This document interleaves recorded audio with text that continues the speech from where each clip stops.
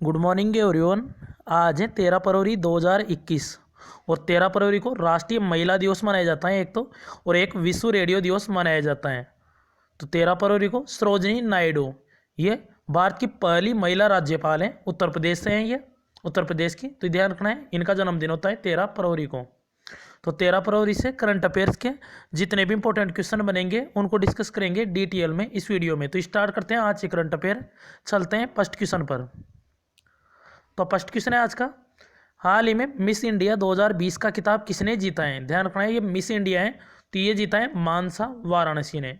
Option है correct है, मानसा वाराणसी, यही है मानसा वाराणसी। और ये कहाँ की है? तेलंगाना की है ये मानसा वाराणसी।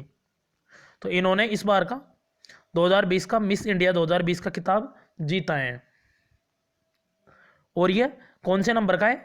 57वें नंबर का है ये।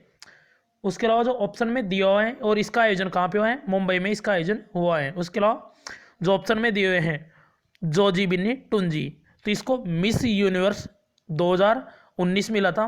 उसके अलावा टोनी एन सिंह, इनको मिला था मिस वर्ल्ड 2019। दोनों में अंतर है, ये तो है मिस वर्ल्ड 2019 और ये है मिस यूनिवर्स 2019, याद रखना है। तो मिस इंडिया 2020 का खिताब मानसा वाराणसी, वेरी इंपॉर्टेंट है ये, ऑप्शन है करेक्ट है। और उसके अलावा भारत की पहली मिस यूनिवर्स कौन बनी थी? तो यह है सुष्मिता सेन, भारत की पहली मिस यूनिवर्स। और भारत की पहली महिला मिस वर्ल्ड कौन सी बनी थी? भारत की पहली मिस वर्ल्ड बनी थी रीता फारिया। तो नाम याद रखना है इनके, सुष्मिता सेन ये मिस यूनिवर्स है भारत की पहली। नेक्स्ट क्वेश्चन है, हाल ही में किस देश के अंतरिक्ष मिशन होप मिशन ये किस देश का है? यूएई का। तो इसने अभी मंगल ग्रह की ऑर्बिट यानी कक्षा में प्रवेश किया है। तो ये क्या है? तो यूएई इनका इसका ये होप मिशन, कई बार बताया है। तो अभी इसने जो मंगल ग्रह है तो उसके ऑर्बिट में प्रवेश किया है।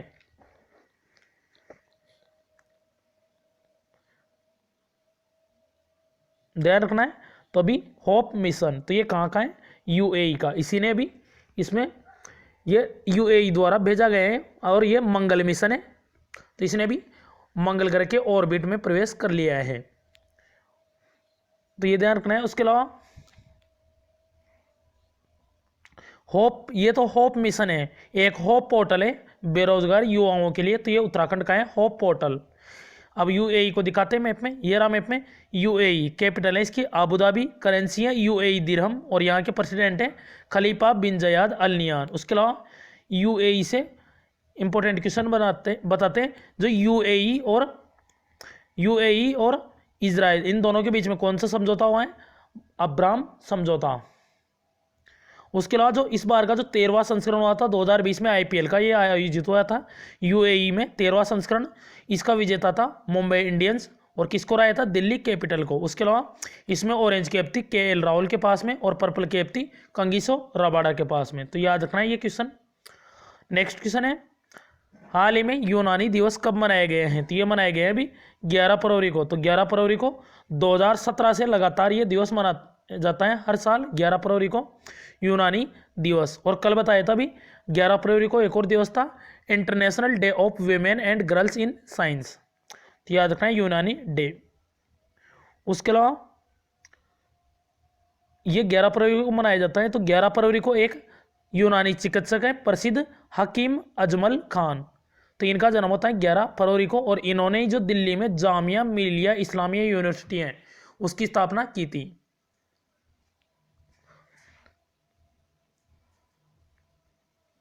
नेक्स्ट क्वेश्चन है, हाल ही में किस राज्य में काला घोड़ा महोत्सव आयोजित किया जा रहा है? तो यह आयोजित किया जा रहा है महाराष्ट्र की कैपिटल मुंबई में। तो यह काला घोड़ा महोत्सव, तो ये ऑनलाइन आयोजित हुआ है इस बार। तो ये 6 से लेकर 14 फरवरी तक इसे मनाया जाता है, और ये हर साल आयोजित होता है मुंबई में।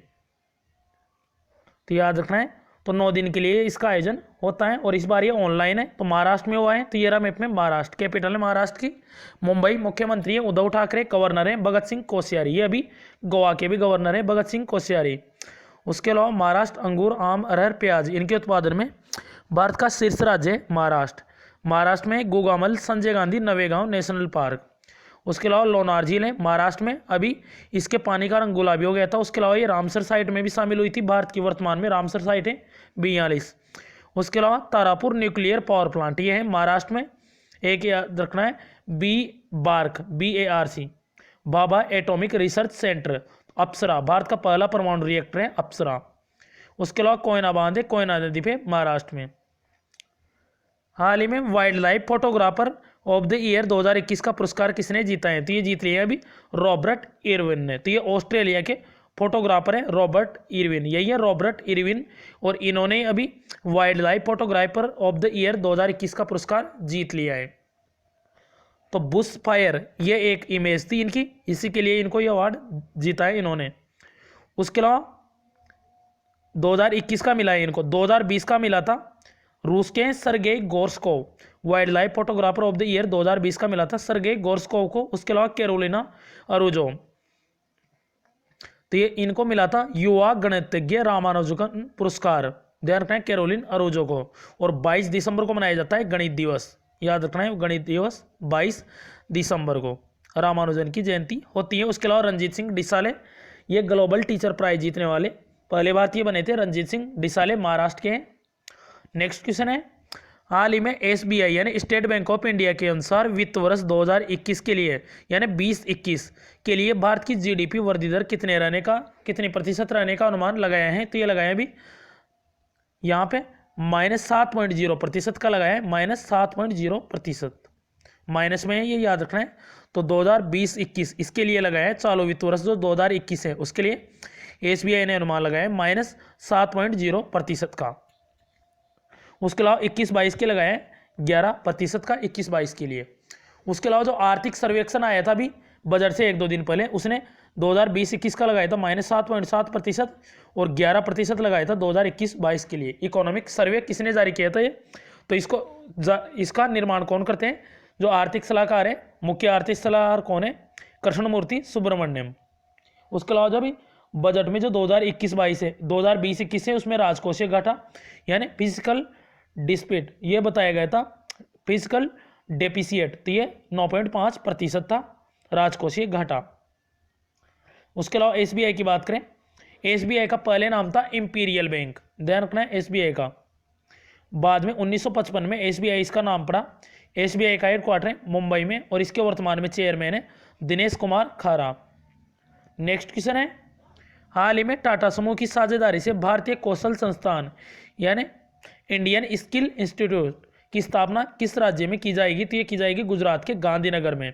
तो टाटा समूह की साझेदारी से ये इसकी स्थापना की जाएगी गुजरात के गांधीनगर में, भारतीय कौशल संस्थान। तो ये PPP मॉडल पर आधारित है, PPP यानी पब्लिक प्राइवेट पार्टनरशिप, तो इस मॉडल पर ये आधारित है। तो ये गांधीनगर में आयोजित होगा, खोला जाएगा ये टाटा समूह की साझेदारी से भारतीय कौशल संस्थान। अब बात करें गुजरात की, तो ये रहा मैप में गुजरात, कैपिटल है गुजरात की गांधीनगर, मुख्यमंत्री यहाँ के विजय रूपाणी, गवर्नर है आचार्य देवव्रत। उसके अलावा सर्वाधिक तटीय सीमा है गुजरात की।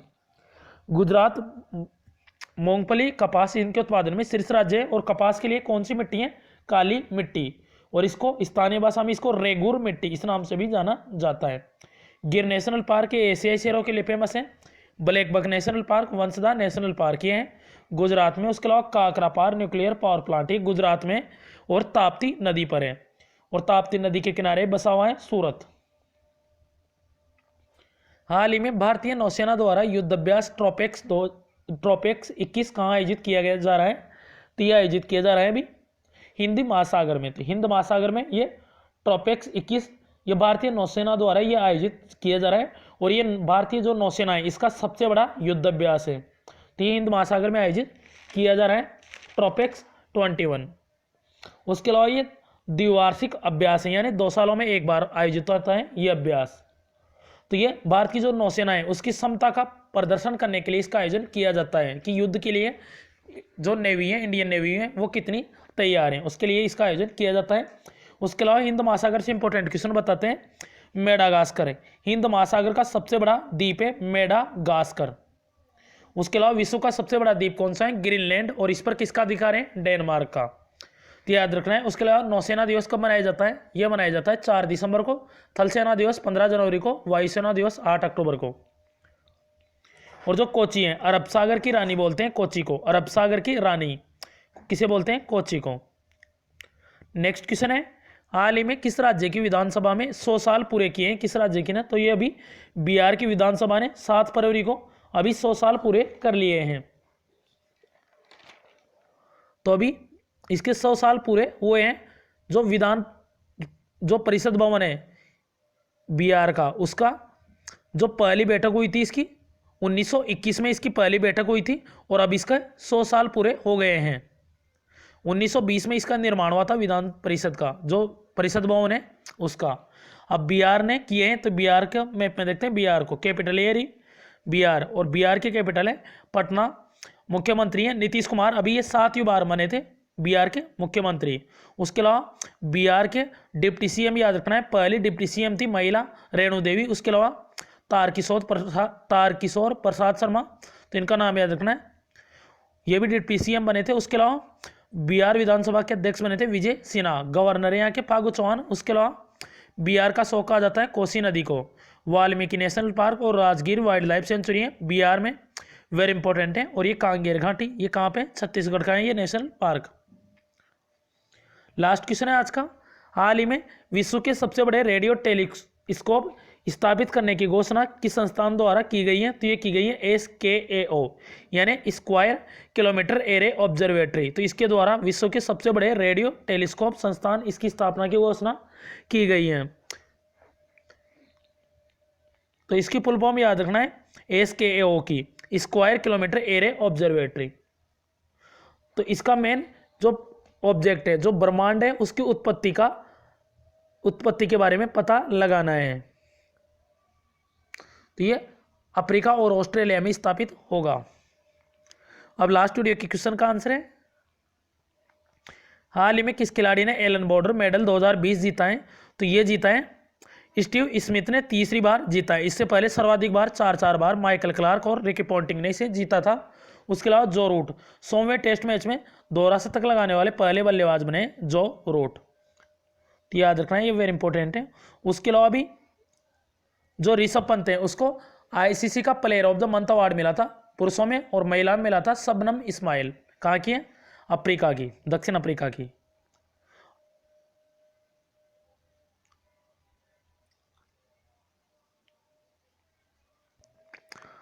तो ये मिसप्रिंट है, तो इसकी जगह आप क्वेश्चन का आंसर दे देना है।